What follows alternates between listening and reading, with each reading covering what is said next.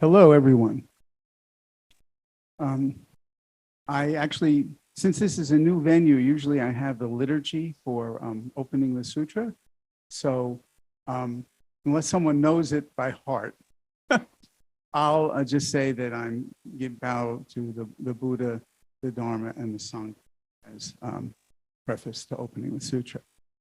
And it is so nice to be here at the Chan Center with real live people.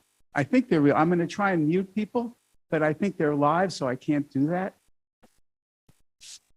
So, when the Buddha gave some of his sermons and sutras, there were 12,000 bhikshus and bhikshunis and 80,000 bodhisattvas. So there are a few less here today than that, just so you know. So in the spirit of the sutra that I'm going to talk about, and actually in the spirit of all the talks that I have been giving on the Lotus Sutra, I want to talk about backwards day. Now, some of you may know this and some of you may not, but it's kind of a tradition that occurs in schools around America. It's actually, the date is January 31st. We're a little bit behind it. And what people do is they do everything backwards. They put on their clothes backwards, so there are pictures of people with their neckties tied, but it's in the back. Right? And they do things like, when you meet someone, you say goodbye. And when they're departing, you say hello. Everything is done backwards. So if you think about it, in order to do something like that, you have to be pretty mindful, right? You really have to think about what you're going to say and not say it. You have to say the opposite. And so this, in the spirit of Chan, where we say take a step backwards, this is kind of what we do.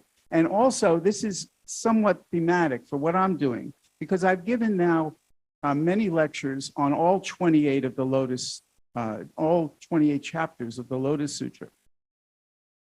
And the Lotus Sutra is called, sometimes it's called the threefold Lotus Sutra. So there's a beginning sutra, which is this Sutra of Innumerable Meanings, Wu Liang Yi Jing in Chinese. And then there's the Lotus Sutra, and then there's the practices of Samantrabhadra. So I'm actually going backwards, right? I've done the whole Lotus Sutra, and I'm going in the opposite direction. But this has really been a very good idea, because now when I read this sutra and go over it, I have a lot more appreciation for it. Also, ironically, in terms of history, when the sutra became available to people in earlier centuries, the order of it was that the Lotus Sutra first appeared, then the Sutra of Samantrabhadra's practices, and then the last was the Sutra of Innumerable Meanings. So, and that was during the reign of Emperor Gao, right, who reigned from 427 to 482 in the Qi dynasty, and translated by Dharma Gatsayasis, an Indian monk.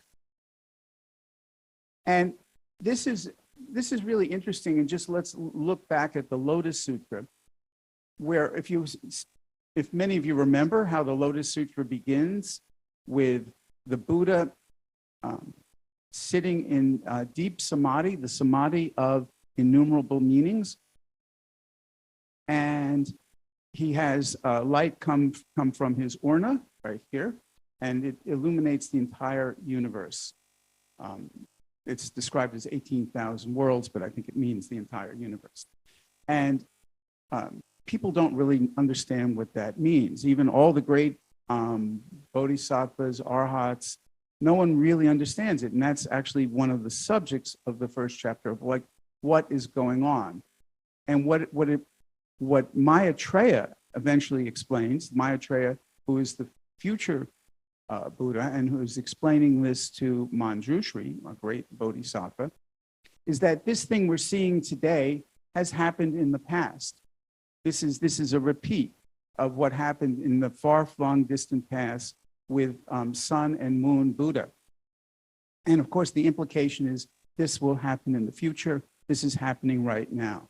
So past, present, and future, which to us is usually something very clear-cut, is not clear-cut. These are concepts. So that's helpful in approaching what innumerable meanings mean, the meaning of meanings, right? So we'll get into that. So let's look at what the sutra is trying to teach us before we actually get into the sutra. The sutra is really helping us with the third noble truth, if you think about it. Right? That is the declaration. Once we've discovered the truth of suffering, that there's a cause of suffering, the third noble truth tells us there is a way out of suffering. And that is what the Buddha came back to preach in order to do, to show us that truth. So he's alerting us to a fact that there's a better way to conduct our lives. And innumerable meanings means nothing is left out, sentient, non-sentient, existing or non-existing. And it's helping us awaken the aspiration to something that we all can do. It's our birthright, our Buddha nature. It's something which is obscured to most of us. Certainly not the way that the Buddha has it. So we can move away from pettiness, greed, hatred, and ignorance in looking at the sutra as a solution, right? But this is not easy. We're caught up in our normal habitual tendencies, and we live in our own worlds. So the Buddha is really asking his disciple, and all of us by extension, to change from the inside out, telling people how to look at the root causes of their suffering. In preparing this talk, I was really helped by a book by Master Sheng Yen, who is the founder of Tzu. Right? She encountered this sutra in 1972, and it was really very meaningful to her. It inspired a lot of what she did in doing this amazing relief work that Tzu does. And she wrote a pretty extensive book, really explaining a lot of what's going on in the sutra, which is really very helpful because the sutra tends to speak in an abbreviated way. And it's giving us the teachings, but it's not really explaining the teachings. And that's part of what the sutra is about, because the sutra is telling us that we all have different capacities. None of us will receive and understand the sutra, or anything for that matter, in the same way. And her work was particularly helpful to me in the third chapter of the sutra. And the sutra has three parts. The first one is virtuous conduct, and the second one is preaching, and the third is about merits. And blessings and merits, there are a lot of words that we throw around in Buddhist studies that we may not be that clear about. She has a very nice, demure way of explaining that merit is being humble in our hearts, and virtue is being courteous to others. I think it's a really lovely way to look at it. Of course, there are many other ways to look at this, and we'll be talking about that as the talk continues. So the technique that the sutra is advocating, showing us, teaching, is to see the absolute, seeing suchness, seeing non-differentiation, seeing the unified nature of everything without distinctions. So the relative blossoms and shows us the absolute. And we see that our ways of labeling these things are really not accurate. We think of something as absolute, we think of something as relative. and it's not what we think it is. And even when we say, as many of us know, that the absolute and the relative are the same, there's no difference, what I just said was just words. It's not that often that we can experience the world that way. So, and this teaching of the absolute clarity of mind, abiding nowhere, appears in many sutras, from the Diamond Sutra, the Shurangama Sutra, the Lankavatara Sutra, all said in different ways. And so, let's see. Just want to continue with a few other statements about how we encounter the sutra and how it can, we can sort of let it percolate in our minds and give ourselves a break about realizing what we can and what we can't understand, so we don't immediately dismiss things. And I think that's one of the things that often happens when people study difficult texts or concepts that they don't understand. They kind of automatically give up and say, this is too hard for me, I don't understand it.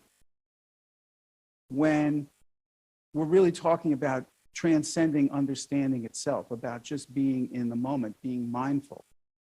So that's another reason we can give ourselves a break. So let's go a little more into what innumerable meanings mean. So there's a singular way of understanding innumerable meanings, which is that this is about the true nature of existence, what underlies everything that we perceive and we experience. So the absolute. But there's also the meaning of the plural, that the innumerable meanings means absolutely everything, wondrous existence. Everything that we experience, whether we're clear in mind or whether we're cloudy in mind, all of that is innumerable meanings. And so when the Buddha is delivering this sermon, he's including everything. And this is one of the things that you find in the Lotus Sutra and here in the Sutra of Innumerable Meanings. This remarkable inclusivity. Nothing is left out. Right? All sentient beings have Buddha nature. Everyone deserves to have the opportunity to be awakened, so to hear the teachings. So the point is that when we view the world, we have an incomplete understanding of things. When we really try to develop don't know mind, we can see that we may know the cause of something. We may know that a chair over there is made out of plastic and metal, but there's much that we don't know about exactly how it was formed, or where it came from, and how it's connected to all sorts of things. But we have a take on things and we don't really question it. We don't really look into it. So let me try to break some of this down a little bit, because oftentimes when we throw around words like absolute, relative, wondrous existence, one's mind can glaze over. So the idea of things having distinctions and labels is very easy for us to get. This is a microphone, and this is a bowl of flowers, right? Which just dripped on me. So that's unexpected, right? So there's no one has any problem with this, I think. They realize that if I try to talk into the flowers, my voice is not going to be amplified. If I try and plant this microphone in the ground, I don't think it's going to grow. I'm not going to have little microphone plants, right? So we get their natures are different. On the other hand, they're both existing here in the same moment. The flowers grew from the ground. They were part of the earth. And everything that this microphone is made of came from the ground too, right? The metal, the plastic, whatever this foamy thing on top of it, all came from the ground. And then the people who came up with this technology came from the ground in a certain way in that they were nourished by food which had to be grown from the ground. So there's a real connection between things that we don't really recognize very often.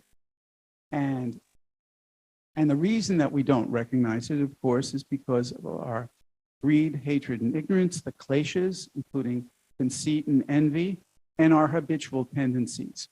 We get a take on something, and even when the truth is revealed to us, we don't see it.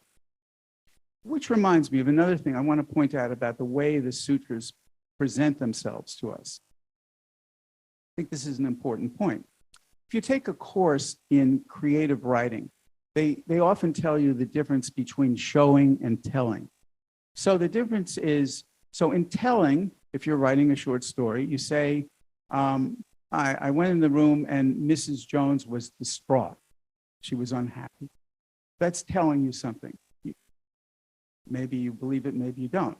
But if the writer says, I went into the room and there was Mrs. Jones crying, weeping, tears were coming down her face, her body was shaking, and the room was disheveled, you don't have to say that she was distraught. It's evident in the way that it's been presented. Now, sutras do all of that. They tell, they show, especially the Lotus Sutra really shows us a lot with the parables and examples and various walks of life that it shows. But sutras go one step further than telling and showing. They reveal, and what they reveal is what our true nature is. This is something, and this actually can't be shown or told in conceptual terms, right? It's something we have to discover. So if we read the sutra, if we listen to it with that understanding that it's the sutra is trying to find our best parts, and we are the sutra trying to find ourselves, the various ways of looking at it.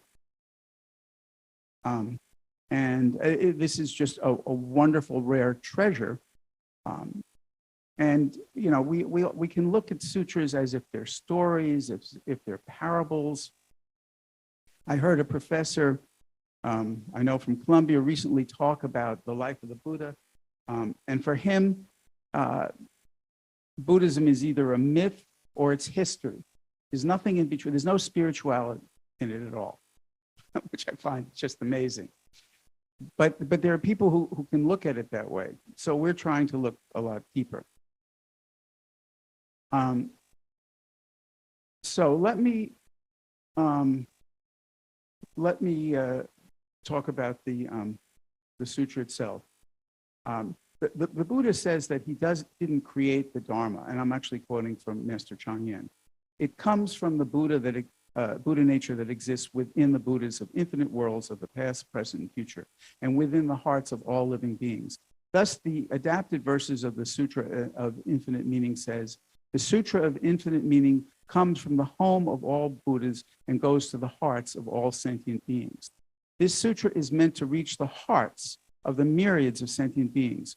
When we develop bodhicitta, that is the aspiration for awakening, which can be relative or absolute. This is this first budding of recognition that things could be different and that we're not alone in the world, that we're connected to other people. So when we develop bodhicitta, regardless of whether we are monastics or lay people, male or female, young or old, the Buddha Dharma will always abide in our minds. The home of all Buddhas is referring to their spiritual home, which is the mind.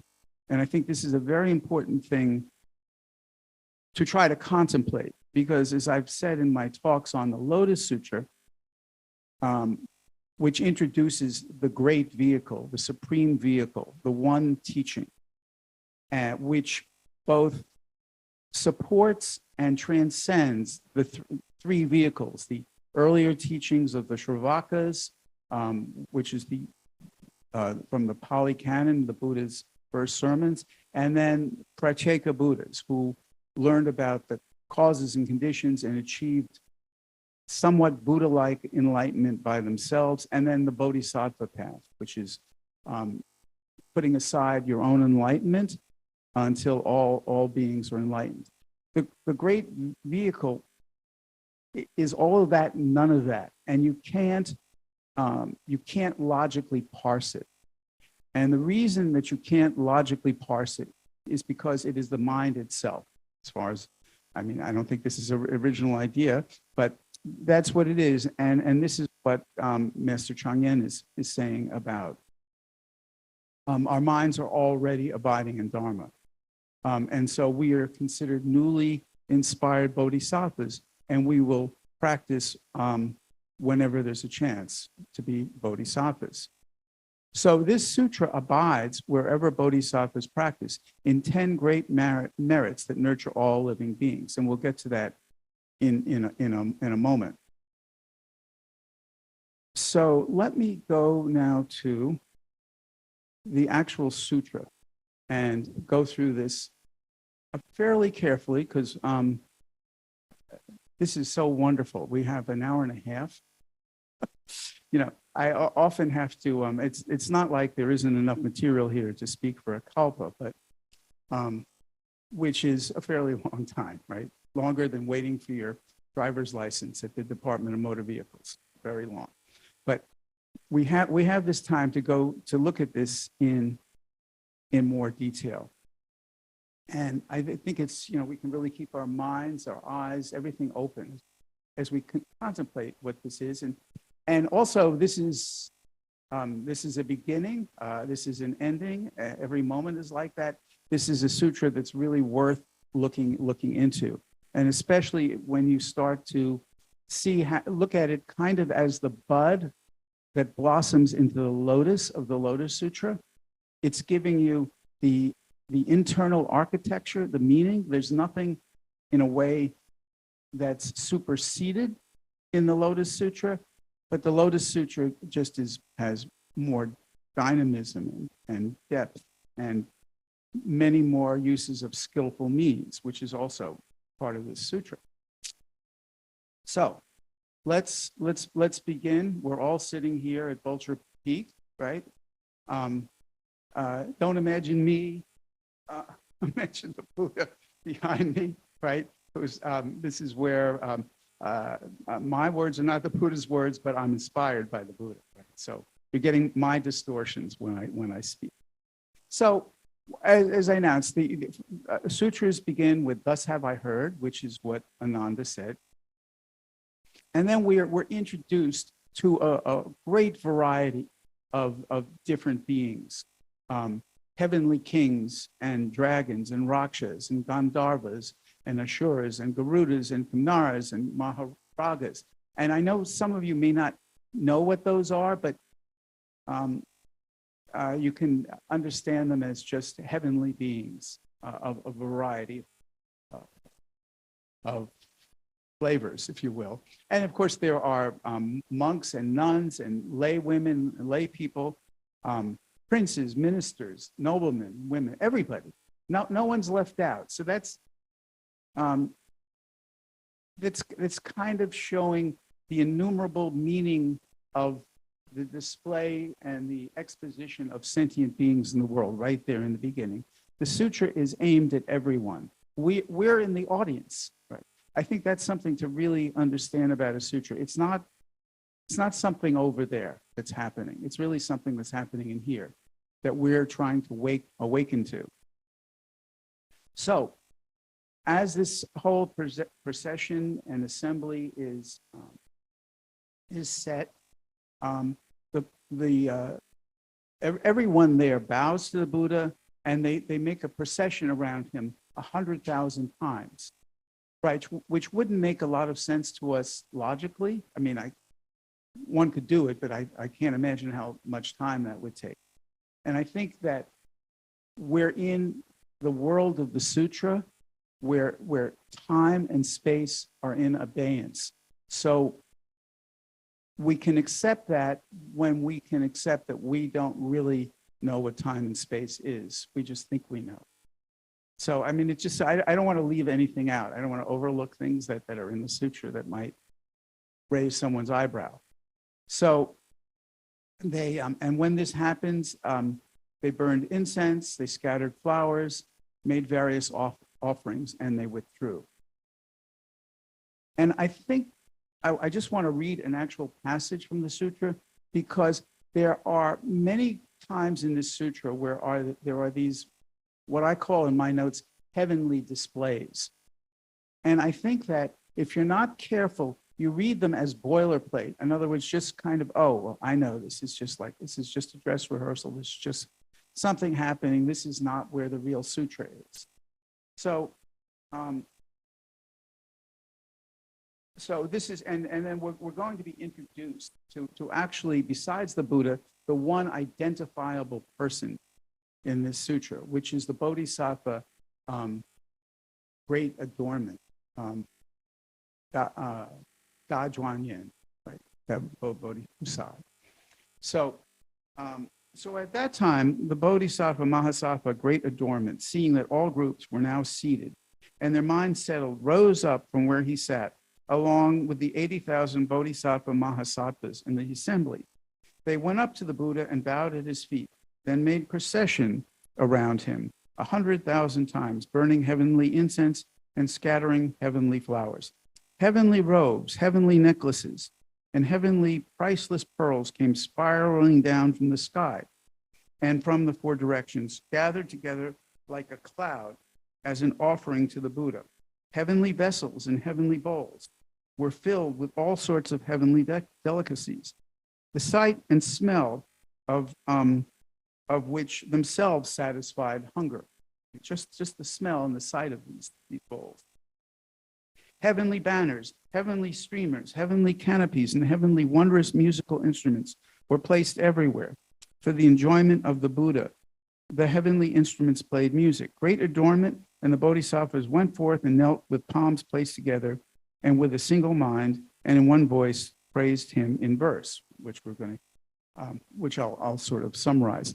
The reason I read that is that, once again, especially as a Westerner, you know, when we encounter the Dharma, we want things immediately. Like it says in Zhuangzi, you see an egg and you want a chicken immediately.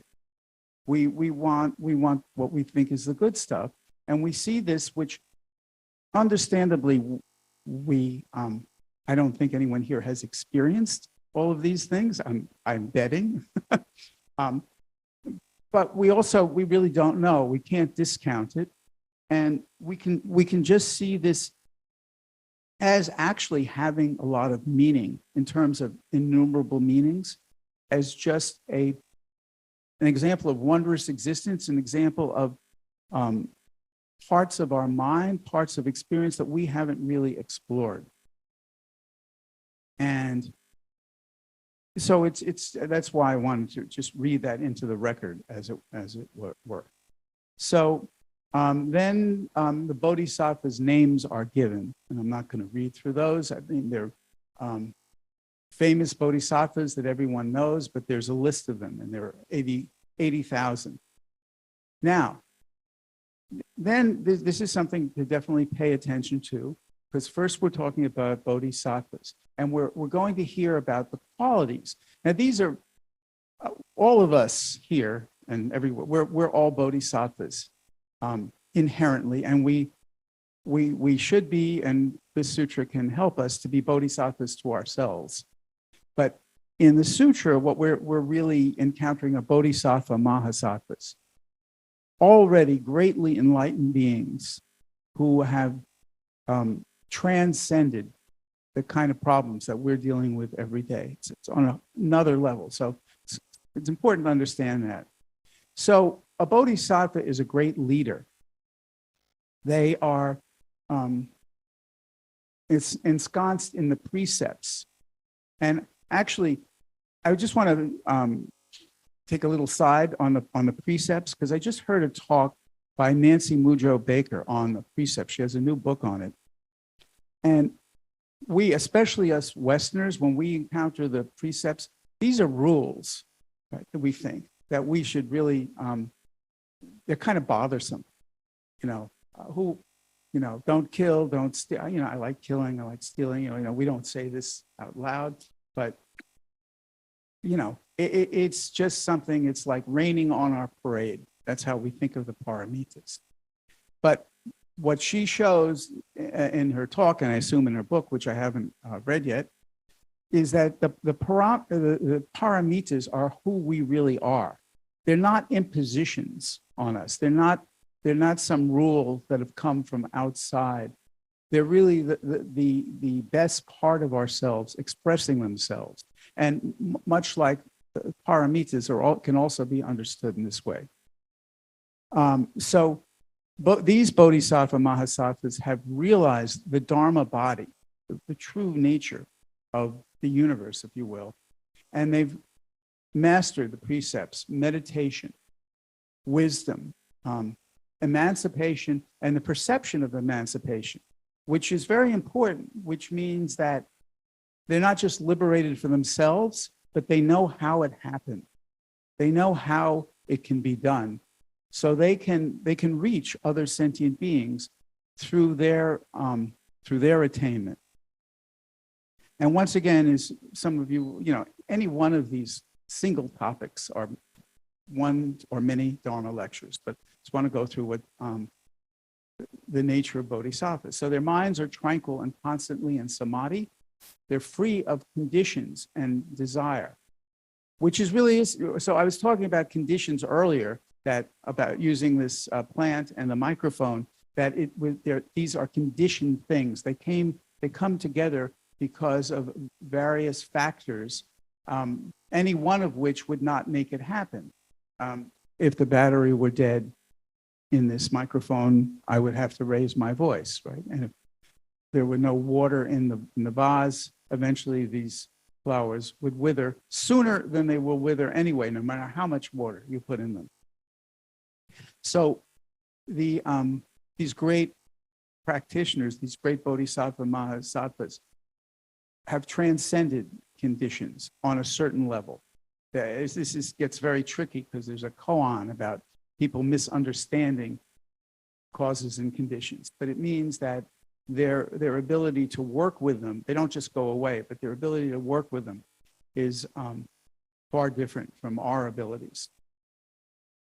And so the bodhisattvas are impervious to confusion and distraction, right? Franz Kafka, the really amazing writer in the 20th century, said, the only evil is distraction. So this is one evil that these bodhisattvas don't have. They are serene and clear, and their resolve, their vows, their aspiration is vast and expensive. And expansive, and they have maintained this state for hundreds and thousands of kalpas. And innumerable approaches to Dharma manifest in them. And this is very key in understanding innumerable meanings. Innumerable meanings, especially the samadhi of innumerable meanings, shows how this wisdom can function in the world. So having attained this great wisdom, they fathom all things, and they completely understand and distinguish the reality of their natures and their attributes. And that reveals existence and non-existence, and the length and beauty of all phenomena. And so that's kind of up to now in the sutra. We've been introduced to all the people there. All the beings. We've focused on the bodhisattvas, what their accomplishments are. Now we're going to talk about what they do. So, and how they do it. So bodhisattvas, mahasattvas, know what sentient beings' faculties are, their natures and their desires. They use dharanis. And my understanding of this is a little bit beyond my pay level, but their ability to reach levels of meditative clarity allows them to work even more skillfully with the sentient beings they're trying to help. And they have unhindered eloquence. They can use the 4 ways of attracting sentient beings, generosity, kind words, sympathetic action, and having their words and actions be one. This is how bodhisattvas work. There's nothing false about them, and they turn the wheel of the Dharma like Buddhas. And then the sutra says, and I think this is very poetic, they drip single drops that settle the dust of desire. They open nirvana's gate, and they fan forth the breezes of emancipation that cool the fever of worldly delusions with refreshing Dharma. So that's just so wonderful. Just of the great wonder of these enlightened beings. So they sprinkle the extremely profound teaching of the 12 causes. This is, I talked about causes and conditions, and this is a more profound drill down of causes and conditions, the 12 links of dependent origination, which make samsara go around like a merry-go-round. So this is something they understand perfectly well. So they sprinkle profound teachings of the 12 causes and conditions upon the intensely burning rays of many suffering. So these teachings, it's almost like a like a flame or a light that's burning away defilements. And of course, the defilements are ignorance, aging, illness, and death. Or at least that's one way to look at it. Aging is not necessarily a defilement, but it's certainly a factor in existing. So they pour forth the waters of the supreme great vehicle. They saturate sentient beings' roots of goodness. And I think this is really important too. This idea that inherently we are good, helpful, connected, sentient beings. And we have lost our way. So, but the roots, the seeds of our awakening, of our ability to be helpful to ourselves and other beings are always there. It's like Shunro Suzuki says that enlightenment is always at hand at every moment. We don't see it, but it's there. Right? So they're helping us by saturating our roots of goodness. And they sow seeds of goodness in the fields of merits, meaning they're helping us actually get motivated in order to do meritorious things, to be helpful, and put forth the sprouts of Buddhahood. So there are all these kind of organic images of seeds and plants and water and growing. And this is how we can look at the Dharma itself. With wisdom as bright as the sun and skillful means just as timely, they nurture and make grow the great vehicle deeds of all. So they're opening us up to the Mahayana, which can mean not just the great vehicle, but can mean the mind itself, as it's understood in perhaps a kind of very wonderful but esoteric work, The Awakening of Faith. And they enable sentient beings to accomplish supreme perfect awakening quickly.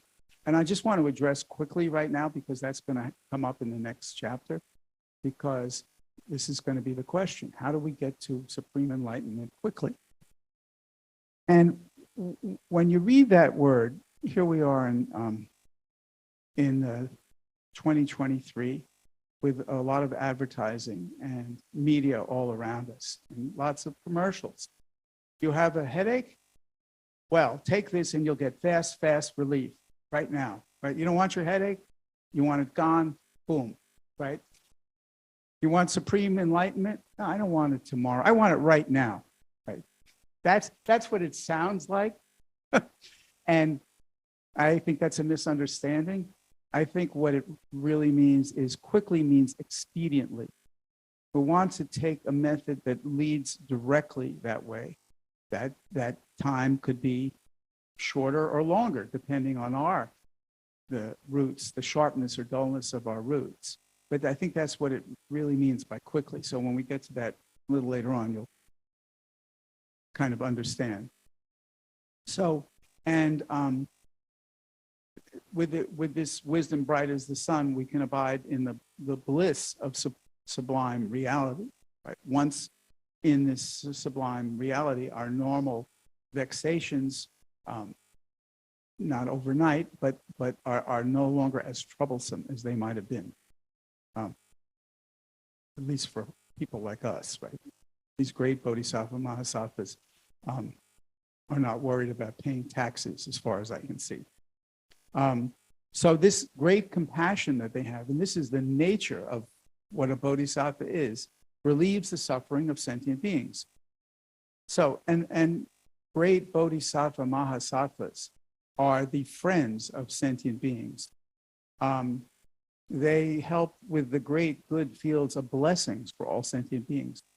And they're voluntary teachers. They're the source of joyful tranquility, oases of relief, shelters for protection, places of great refuge, excellent teachers and guides everywhere. And then it's very interesting. It says they serve as the organs for those who are hindered, or the mindfulness for the deranged. So they can be the eye for those who are born blind, the ear, nose, tongue for those who are deaf, unable to smell, and are mute. So they complete deficient senses. And now that sounds nice. Now the question is, what does it actually mean? And I think that it's letting us open up to what we might be ignoring. And it can be understood metaphorically, and it's something to contemplate, just what this actually means, right? I can't explain everything.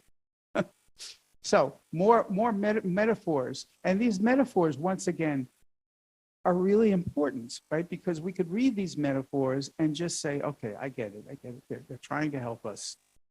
But it's more important that it's like how they're helping us, and for us to understand what it is that we actually need, right? So we can't be helped unless we know what our problems are. And if we're ignoring our problems, we really can't be helped. So they're described as captains, ferrying beings over the river of life and death to nirvana. They're described as physicians, discerning disease and giving medicine. They're like trainers with control over beasts, as lions have dominion over all the other creatures in the jungle. And then there's this a wonderful phrase. They play freely in the paramitas. And now I forgot the Chinese for play, but it's really the word for playing. So this actually reinforces what I said earlier about how the paramitas can be understood, not as something outside of us or some imposition, some cognitive system of parsing the world and its meaning. No, it's the absolute reality which can be maneuvered, if you happen to be at that level, in any way that is helpful to sentient beings. And I guess that's what it is to play freely in the paramitas. They're rooted in the power of the Tathagata, and they abide in their vows, which are very, very important, the aspiration. And they purify Buddha lands. Now, there's another phrase which we can often hear, but it's a question of what it means. And I like to use it metaphorically, is that, well, we're not that kind of Buddhas, but we all have our lands. We all have the environment that we exist in, both physically and in terms of relationships. So we can be either helpful or not helpful, nice or destructive, all sorts of things like that. To the extent that we are generous and open and trying to be bodhisattvas, in that sense, we purify our own environment. And so I think you just extrapolate this a billion times. This is what bodhisattvas do in establishing their Buddha land. So they accomplish, or they will accomplish, supreme awakening, and they have wondrous virtue. And so then in the sutra lists the names of the great monks, the arahats we know, like Sariputra and Maudgalyayana. And then here we have the Bodhisattva Great Adornment. Now, it's interesting, especially having read through the Lotus Sutra, where many different bodhisattvas are chosen to be the interlocutors, the ones that the Buddha talks to, depending on whether it's compassion or a particular type of wisdom or overcoming suffering. Different bodhisattvas are used. And once again, we don't know who or where these beings are in and of themselves. So I've mentioned this before. I'm a docent at the Rubin Museum in New York, where I give tours, which involve tankas and looking at Buddhist statues, lots of statues from the Vajrayana tradition. And I was on a tour once with second graders, and there is a Dharma protector named Begze Chen. He's a very fierce looking, just like me, very fierce Dharma protector with, skulls around him and sharp claws and fangs. And so a second grader looked at me and said, "Where is Begze Chen?" I mean, he meant right now. Where is this being right at this moment? You can ask this Guanyin Pusa, where is he or she this moment right now? So, so we don't necessarily know. So what I'm working with in talking about great adornment is the name. So once again, this adornment, so it's Da Zhuang Yin, right? I'm taking the Da as the absolute, and the Zhuang Yin, the adornment, as the absolute, using the word in a relative sense, the absolute understanding and beholding of the world as phenomenal, as the way that sentient beings. So everything in the relative world brought to its most perfect state, if you will. So that's one, and I've sort of put this together. So I don't know if this is exactly a traditional understanding, but I think it's interesting to look at great adornment, that who is really the one who is at the center of this sutra. So now, let me see how I'm doing for time. It's not too bad. So now great adornment praises the Buddha. And it's interesting to kind of pause at this moment after we've just spoken about the great attributes of bodhisattvas. So once again, I'm speaking about myself, and most people with my limited understanding and intelligence can hear about the great bodhisattvas and say, that's pretty good. I really think they've got it made. I don't know what else could be added to this incredible list of their attainments and their abilities and their dedication. Yet, they're nothing compared to the Buddha. And once again, the second chapter of the Lotus Sutra, that when the Buddha is announcing his use of skillful means and tactful means, sometimes described, he makes it very explicit that nobody but a Buddha can understand his teachings.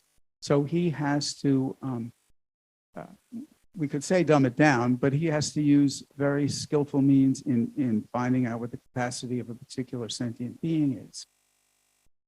So he says that if there were 100,000 Sariputras placed on one on top of the other, their wisdom would be like this compared to the Buddha's wisdom.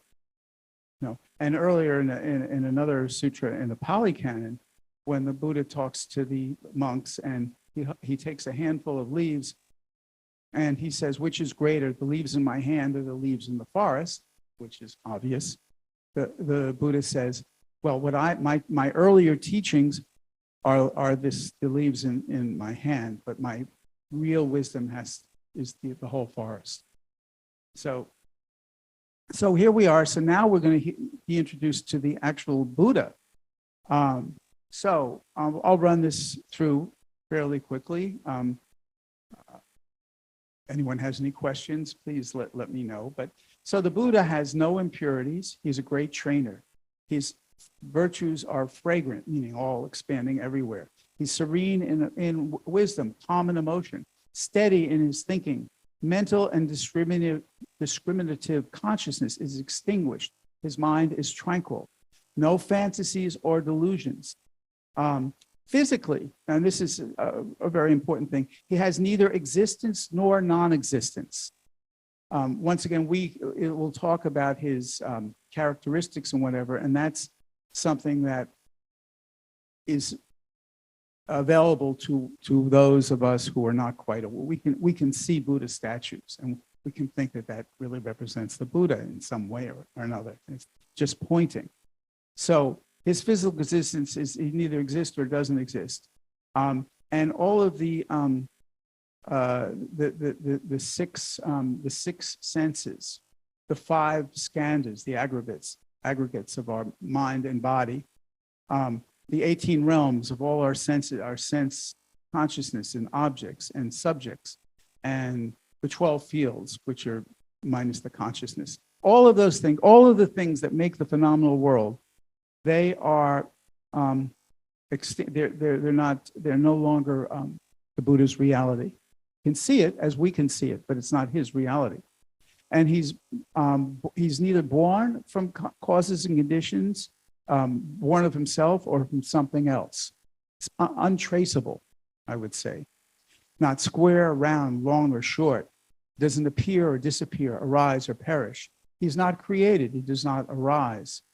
He's not made or produced. He's not sitting, lying, walking, or stopping. There's no way you can pin down the Buddha. He's not moving or turning, calm or quiet. He doesn't advance or retreat. And not safety or danger, no right or wrong, gain or loss. None of these things are holding him back anymore. So he's neither this nor that, right? No discrimination, no categories, coming or going. And then they say not blue, yellow, white, but no color, right? And he's born, now it's interesting how they said he comes out of, there was no way to trace his development, if you will. But now it says he's born of precepts, meditation, wisdom, emancipation, and perception. And of course, born in that way is just metaphoric. The Buddha embodies all of these qualities and functions. And he springs forth from the merit of samadhis, the six transcendent powers and practices that assist the way. And some of those transcendent powers are ability to know past lives and to read minds. There's various lists. And he arises from compassion and fearlessness. And he comes forth from good karma. So the relationship of the Buddha and karma, I think, is complex. It exists and doesn't exist in a way, because when the Buddha was alive in the world, his body was subject to sickness, and he was actually hurt on several occasions by his supposedly evil cousin Devadatta, who becomes the Buddha's mentor and savior in the Lotus Sutra. So once again, that idea that we could take somebody, a name of someone like Devadatta, and say, oh, I know who he is. He's evil. It just doesn't work. It doesn't work over time. But we tend to fall into categories and stay there. And he's 16 feet tall, which is, that's what it says in this sutra. And he's glittering like purple gold and perfect proportion. And then, there are a lot of there's a lot of description of the particulars of the Buddha's body, which I won't go into, but which you can read anywhere. These 32 characteristics and the 80 sub-characteristics, and his form and his attributes are transcendent. Once again, you can't pin them down. They are, perfectly functioning, but not so easily understandable by us ordinary sentient beings. And living beings deeply respect him. So now there's another turn in the sutra where, led by great adornment, he says, of all the bodhisattvas, we bow our head and take refuge in his body as dharma and flesh. And they do obeisance, they take refuge, expound the Four Noble Truths. And then great adornment says, none of the hearers, the Shravakas, will fail to open their minds. And then there's a list of the various fruits of different levels of practice, which I'm sure many of you know of what someone from the early tradition can become an arhat. That's the highest attainment. And Pratyeka Buddha becomes Pratyeka Buddha. A bodhisattva can become a bodhisattva mahasattva. And he talks about, and this, by the way, is kind of a reference that will be really expanded in the Lotus Sutra of the three vehicles, which is really what's being talked about here. They're not really identified exactly like that in this sutra, but of course they're really delved into in the Lotus Sutra. So then he says, some now of these great bodhisattvas, some play by bathing in the clear pool of Dharma, or they fly through the water and flame to show their transcendent power. And I think it's very clear to understand that bodhisattvas like this are not show-offs. They're not saying, "Hey, mom, look at me! I'm flying through the air." Right? This is not how bodhisattvas work. Right? And there's a wonderful example of this in chapter 27 of the Lotus Sutra, where the sons of, by coincidence, great adornment king. I don't think there's any relationship, but there's the king in that chapter is called Great Adornment, and he's a follower of outer paths, and his sons are trying to get his attention, and they fly through the air and they shoot flames from their upper body and water from the lower body, and they fill the sky and they dive in the earth and they walk on water. They do all of these things. And they're doing it really just to get his attention. And it works, by the way. He says, "Who's your teacher?" And then he becomes a disciple of the Buddha. So, really, we have to understand when we encounter these things in the sutra, not to get sidetracked by these things which are literally mind-boggling, but not that important other than helping us awaken. Great Adornment says, we bow our heads and take refuge in the sound of his Brahma voice, the great booming voice of the Buddha, who did not need a microphone, right? No microphones in his time. And so they say we take refuge in the 12 causes and conditions, the Four Noble Truths, and the 6 paramitas. And that the Buddha's virtue is for the sake of sentient beings. And then they go on to explain more about how the Buddha came to be the Buddha, that he renounced everything that was hard to renounce, his property, his wealth, his wife and his child, his kingdom and palace, and unsparing of his person as of his possession. He kept the precepts and avoided harm, did not avoid harm, even at the risk of his own life, even when he was hurt by others. Never lazy, constantly meditating, basically king of the Dharma, and we bow our heads and take refuge in him. So this is now the setting. That's the end of the first chapter. So now this is really the heart of the sutra in a way, expounding the Dharma. So the Bodhisattva asks, Bodhisattva Great Adornment asks the Buddha a question, how to quickly accomplish supreme perfect awakening. What approaches to Dharma should they practice? And the Buddha says, it's good that you ask. I'm about to enter Parinirvana. He's going to leave the earth, which of course, this is questioned in the Lotus Sutra in chapters 15 and 16. But here we have the normal understanding of the Buddha as having taught for 40 years or 49 years on the earth and then passes away into Parinirvana. So now the Buddha says he's going to answer the question, and he announces the approach or the Dharma door, as it says in the Sutra, of innumerable meanings. So this is it. Now, as I go through this list, remember these are absolutely correct, but it's not like we can just run outside and act in this way. This is something for our contemplation. So we observe at every point in time that all things are tranquil and empty of nature and attributes. They're not great or small. They're without origination or cessation, neither fixed nor moving, neither advanced nor retreating, non-dual like empty space. And this reminds me, there's a sutta in the Pali Canon of a deva asking the Buddha, how did you withstand the flood being the flood of suffering? And the Buddha says, well, I found when I stayed where I was, I sank down into the flood. When I moved, I got flung away. So I neither stayed where I was, nor did I move. So that's right. There's nothing. So cognitively, I just painted myself in a corner. There's nothing left. There's nowhere to go with the mind when you try to think of something like that. So then the Buddha changes the subject now to the real subject.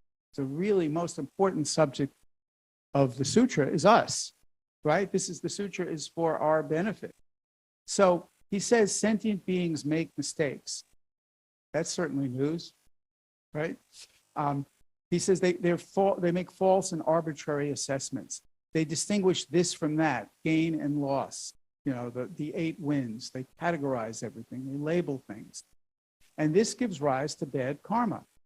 So they transmigrate in the 6 realms, you know, through the gods and ghosts and animals and asuras, and the human realm.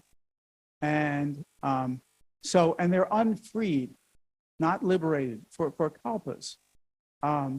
So the bodhisattvas, on the other hand, perceive the workings of the world clearly, and they give rise to sympathy, compassion, and a desire to relieve suffering.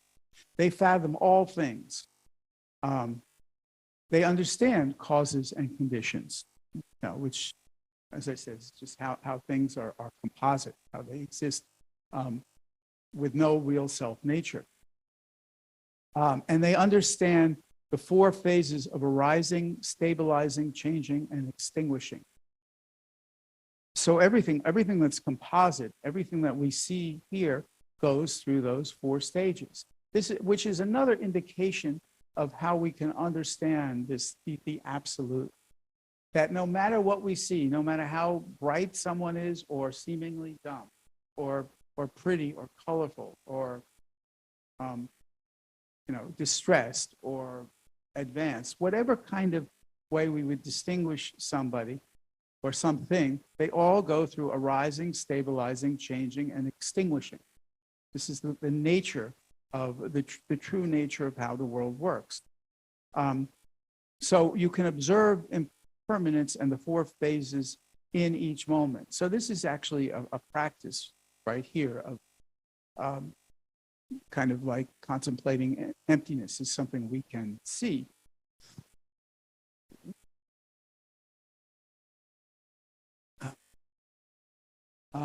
So bodhisattvas understand the faculties, natures, and desires of sentient beings. And their ways of teaching are innumerable.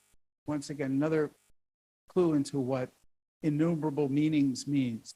Everybody is different. Everybody's liberation, everybody's salvation is a path that is particular to them. We as ordinary sentient beings, when we have friends that have problems or whatever, we're often giving inappropriate advice We're not really listening. We're just telling people what we think. You know, who cares? I know you have a problem. That's not important. What's important is my opinion, right? That'll make you feel good, right? That'll really do it for you. So we have to, you know, learn these. This is part of the Bodhisattva path. You know, this is something, you know, once again, it's not somewhere out in space, you know, with Star Trek, the Bodhisattva path. It's right here, right in our relationships with everybody around us. And then he says the innumerable meanings arise from one Dharma. And of course, one Dharma gives rise to innumerable meanings. And then he says it has no attributes, no characteristics. And when I was in graduate school, I was reading in the Surangama Sutra. It was Master Sheng Yen, and I read a passage that said the true nature of all dharmas is that they have no characteristics. I read that and I fell off my chair because I just couldn't compute, right? Oh, this is not black. This is, you know, this is not a microphone. No character, you know. It's like a moment of, you know, a fugue state where you're just you feel divorced from reality. But this is quite the opposite. This is really to become one with reality.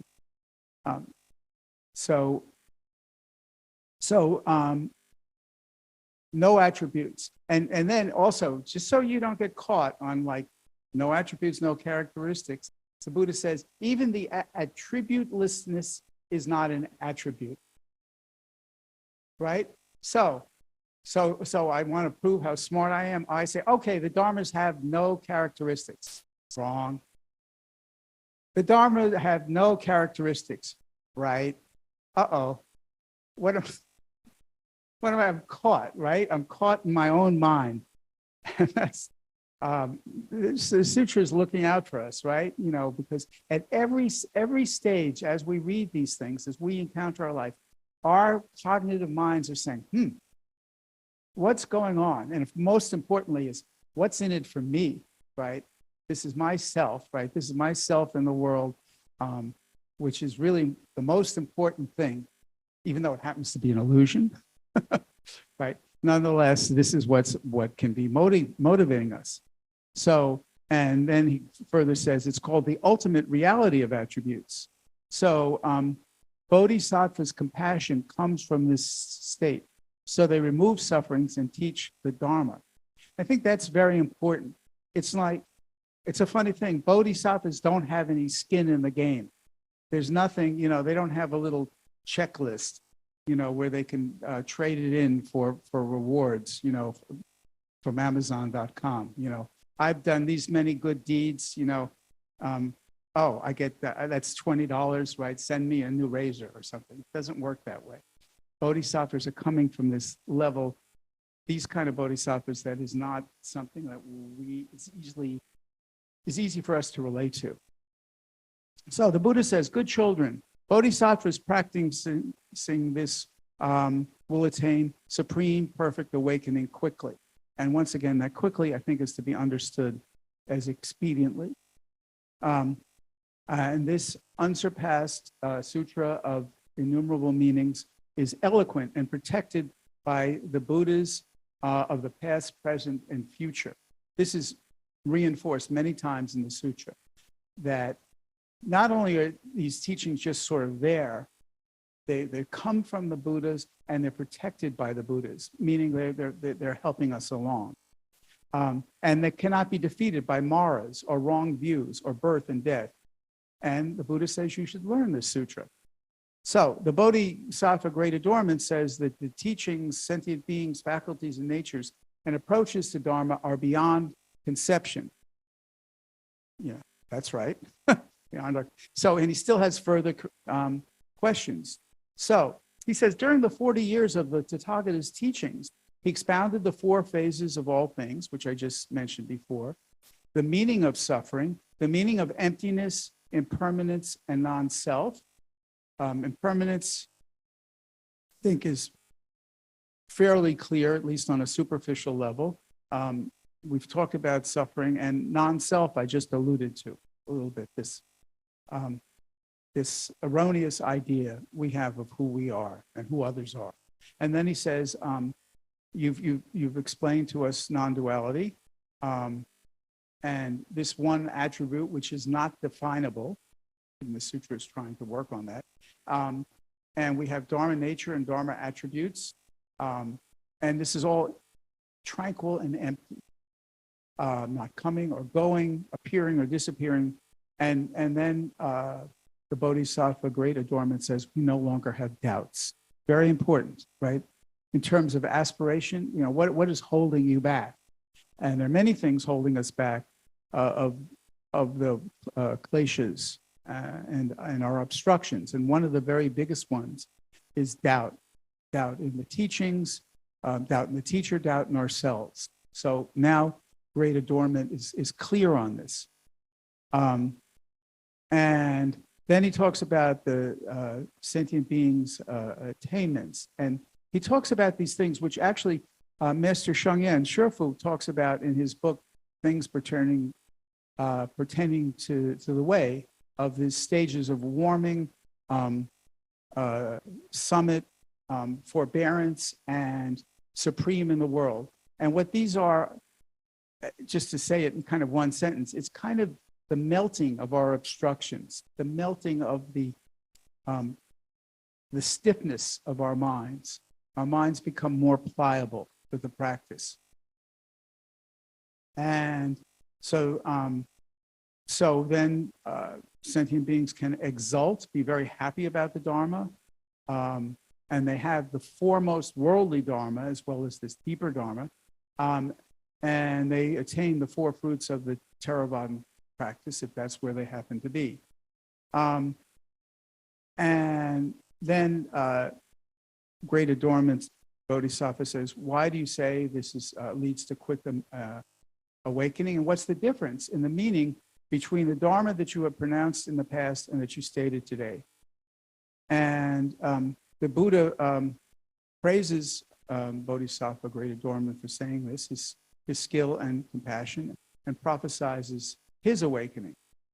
And then here's a very interesting set of passages that come in this sutra, where, and I'll summarize this because I want to get to the last section, but it's really quite important. The Buddha is saying that his teaching is like water. And this is like in chapter 5 of the Lotus Sutra, this metaphor is really responded. The Dharma descends everywhere, on great trees, on small plants, on little buds. It's the same water, but the circumstances of the water is different. So and the needs of the recipient of the water, different plants have different needs, that's different. So the Buddha describes how it's really, there's really one meaning and many different expressions of that meaning. And that's why he says, let me see if I have this here. So he says, at the deer park, at the first turning of the Dharma wheel, I taught that inherently all things are tranquil and empty, constantly regenerating and never abiding, and produced and extinguished in every moment. And then he talks about the different periods in his teaching when he opened up causes and conditions to partake of Buddha, and then when the arrival of the Mahayana. He's in every moment in the sutra, he repeats that same phrase that I just said. Inherently, all things are tranquil and empty, constantly regenerating and never abiding, and produced and extinguished in every moment. But it's understood differently in different levels according to the capacities of sentient beings. So there's always, the Buddha says, there's one taste. It's the taste of liberation is what the practice is. And so he's explaining that there is unity in diversity, diversity in unity, just innumerable meanings. It's one meaning, but there are also infinite meanings. and no contradiction between them. So he goes through this, and he describes the different periods of his teaching, which is the Panjiao, the sister, not in this sutra, but Juri, the great founder of Tian Tai, sort of looked at all these different periods of the Buddha's teachings. So here's the claim in the sutra that it's really, in a sense, it's all the same. It's never really changed. But the level of awakening and the penetrativeness of the teachings changes, because the Buddha recognized when he was first enlightened that the capacities of sentient beings were all different. He couldn't, his teachings were incomprehensible to some people. There was nothing wrong with them, but it had to do with the nature of the world. And so all Buddha's words are one, not two. With one voice, they can respond to the various voices of beings everywhere, and they're able to manifest their forms in innumerable ways. Only Buddhas can understand this. And then there is this, this is the end of the second chapter. And once again, there's this great heavenly display. So now, just to go over now, the 10 merits. This chapter, I just want to say a few things about this, which I think are really important.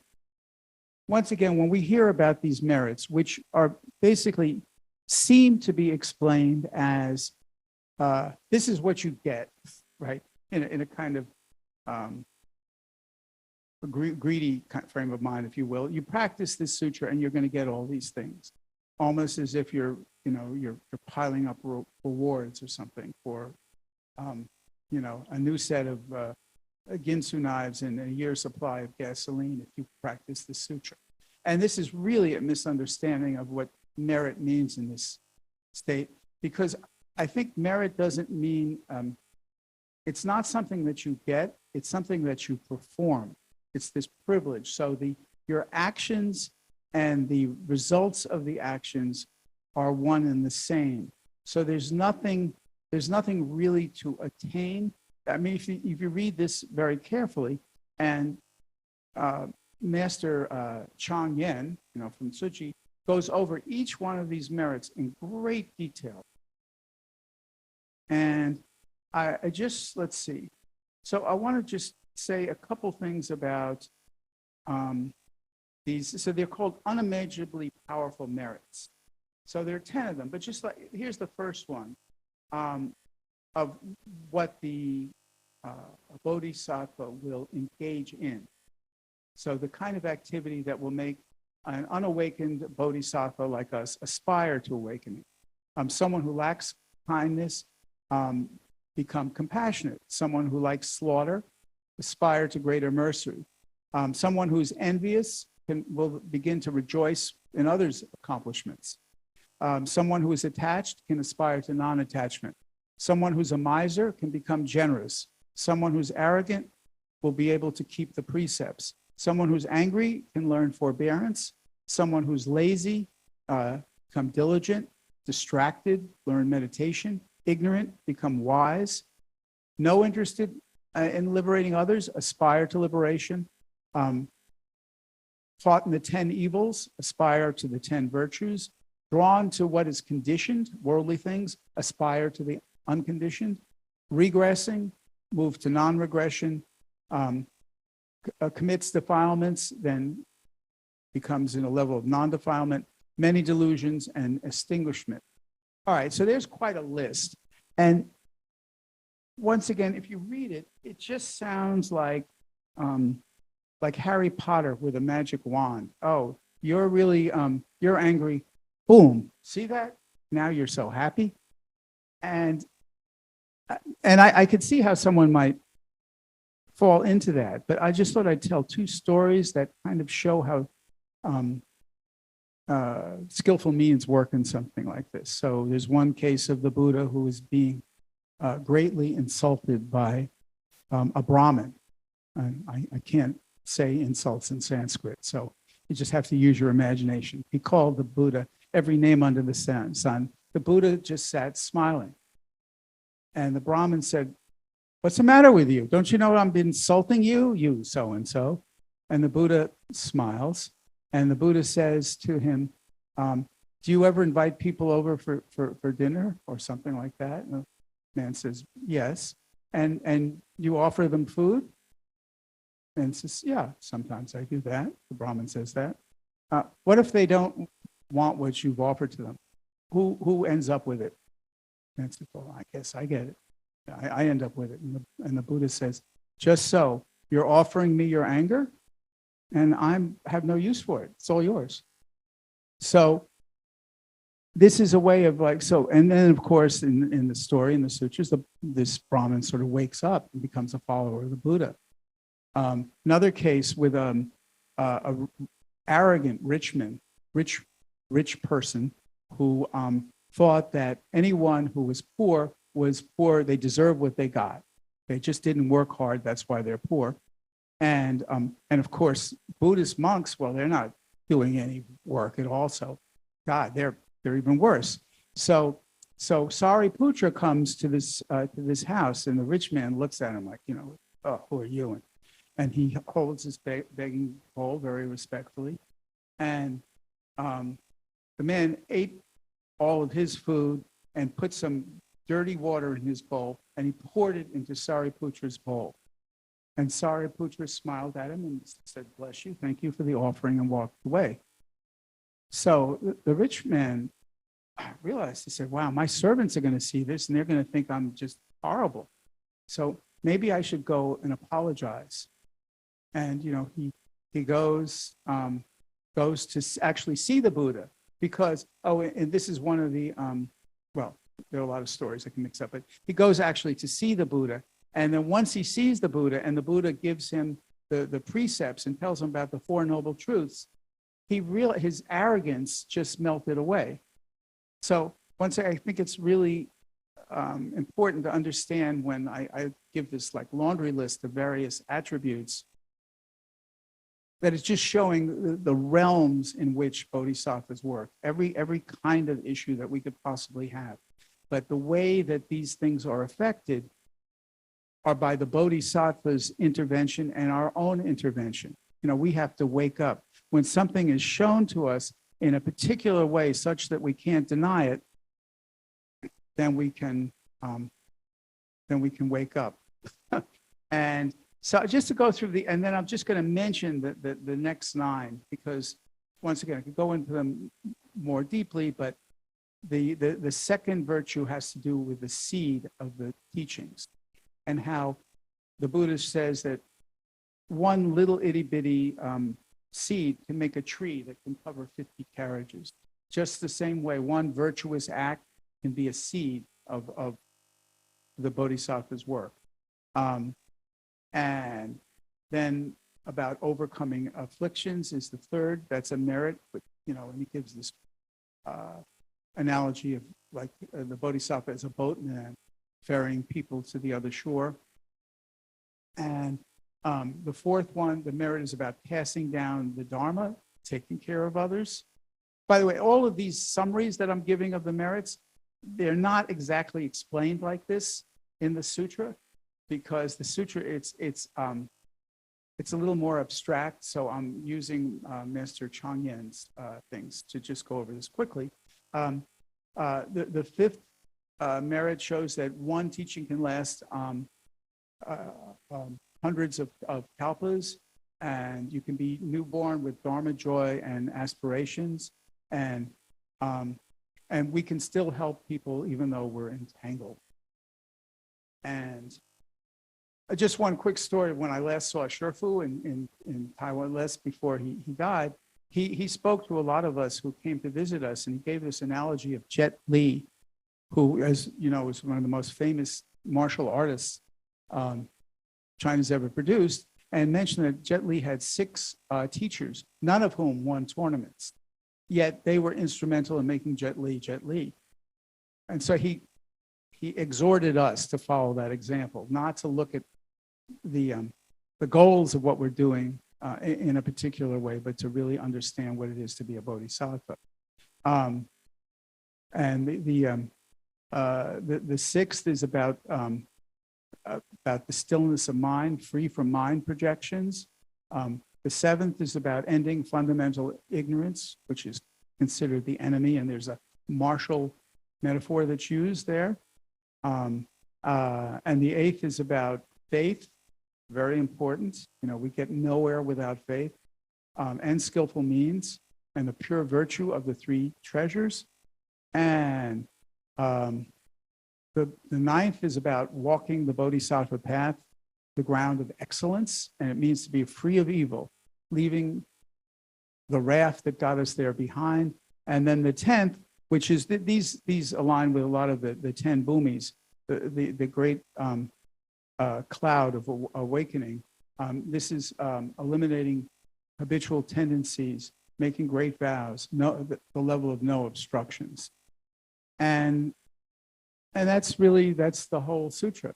I mean, that's the little introduction to the whole sutra,